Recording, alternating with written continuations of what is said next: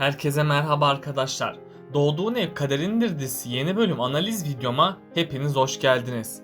Dizimizi daha rahat izleyebilmeniz için birçok altyazı dili eklemiş bulunmaktayım. İstediğiniz altyazıyı videonun sağ altyazılar kısmından seçebilirsiniz. Lafı daha fazla uzatmadan analiz videoma geçiyorum. Mehdi mafyalığını nasıl kullanacak? Barış iflas edecek mi? Zeynep tekrardan Mehdi'yi mi seçecek? Sakine'nin kötü planı ne? Nermin Hanım yeni hayatını kimleri yanına alacak? Özlem, Zeynep ile Barış'ın arasını bozacak mı? Hepsinin cevabını ve gelecek bölümlerdeki ayrıntıları kaçırmamak için bu videoyu sonuna kadar dikkatle izlemenizi tavsiye ediyorum. Öncelikle dizimizin final yapmasını istemiyorsanız ve ayrıca Zeynep'in Mehdi veya Barış arasında bir karar vermesini istiyorsanız beğeni tuşuna basalım ve kaç kişi aynı fikirdeyiz görmüş olalım. Dizimizin yeni bölümünde bir önceki videomda söylediğim gibi Mehdi'nin ihtiyacı olan parayı Cengiz Baba verdi ve Mehdi koğuş ağasının yerine geçmiş oldu. Daha sonrasında Mehdi çıkar çıkmaz hiç kimsenin ummadığı bir hayat yaşamaya başlayacak. Bu kadar fazla güce aniden sahip olan Mehdi ve ailesi şaşkınlığını gizleyemeyecek. Mehdi ailesiyle birlikte yeni hayatlarına alışmaya başlayacak. Nuh'un Barış'ın şoförlüğünü yaptığını öğrenince işi bırakıp kendisinin yanında çalışmasını isteyecek. Fakat Nuh'un bu teklifi reddetmesinden dolayı araları biraz bozulacak. Cemile ise yine Mehdi ile Nuh'un arasındaki kırgınlığı düzeltmeye çalışacak. Mehdi ise Cengiz Baba'nın güvenini boşa çıkarmamak için elinden geleni yapacak. Diğer yandan Barış, Mehdi'nin dışarıda olmasından dolayı çok huzursuz olacak. Çünkü Zeynep'in onu terk edip Mehdi'ye dönme ihtimali de çok yüksek. Zeynep ise özellikle Nermin, Barış ve Emine'nin Mehdi ile ilgili duyduğu şüpheler yüzünden iyice tedirgin olacak. Aslında Barış Zeynep'in Mehdi tarafından zarar görmesini istemediği için onun peşine adam gönderecek. Ama Zeynep peşindeki adamları Mehdi'nin gönderdiğini düşünecek. Mehdi de artık Zeynep'e zarar vermeyeceğini söylemesine rağmen kimse ona inanmıyor. Aksine Zeynep ve ailesine zarar gelmemesi için Mehdi bu gücü kullanmaktan çekinmeyecek.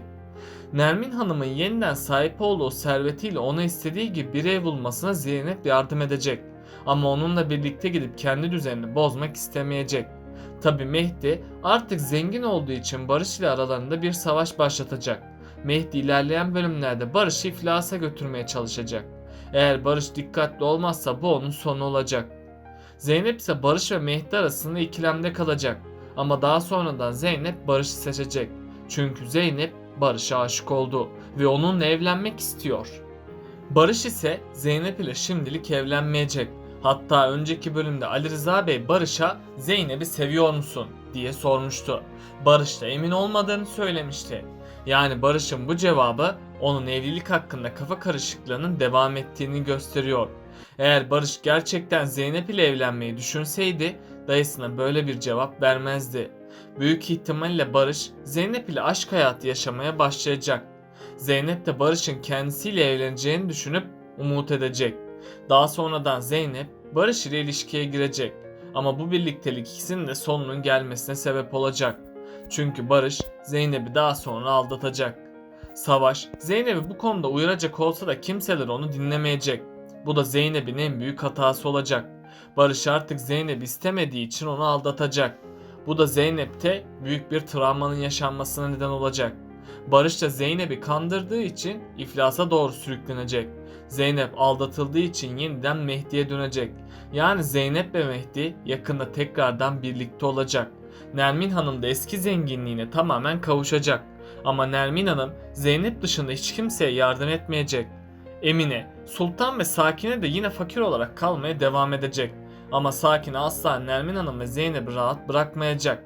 Hatta Sakine'nin Nermin'i kıskanıp kahveyi lavaboya dökmesi bu durumu kanıtlıyor. Nermin Hanım bu konuda dikkatli olmazsa bu onun sonu olacak. Peki Zeynep yeniden Mehdi'ye dönecek mi? Aşağıda yorumlarınızı bekliyor olacağım. Bakalım siz bu konuda ne düşünüyorsunuz?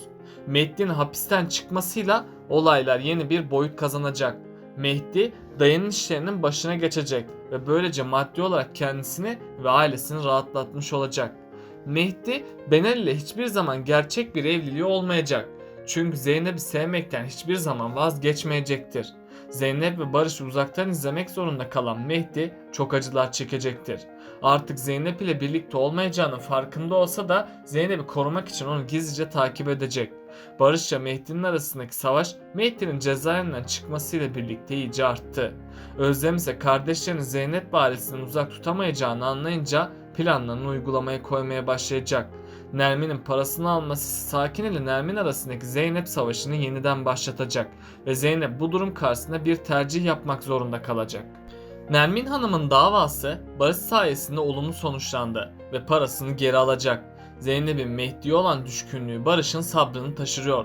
Barış Zeynep'le yeni bir ilişki yaşamak istese de bunu gerçekleşmesinin imkansız bir olay olduğunun farkına geç de olsa varacak. Ve Zeynep Mehdi'nin kendisine halen aşık olduğunu düşünerek umutlanmaya devam ediyor. Zeynep umarız yaptığı fedakarlıkların karşılığını kötü bir şekilde almaz. Bu arada dizimizin reytingleri çok düştü. Yorum ve beğeni sayısını arttıralım ki senaristler buradan sesimizi duysun. Yeni bölümde neler olacağını hep birlikte seyredeceğiz. Evet arkadaşlar, bu videomuzun da sonuna gelmiş bulunmaktayız. Bu videomu beğendiyseniz bana destek olmak için beğenmeyi ve kanalıma abone olmayı unutmayın. Yeni gelecek videolar için kanalın bildirim zilini açmayı unutmayın. Kendinize çok iyi bakın, hoşça kalın.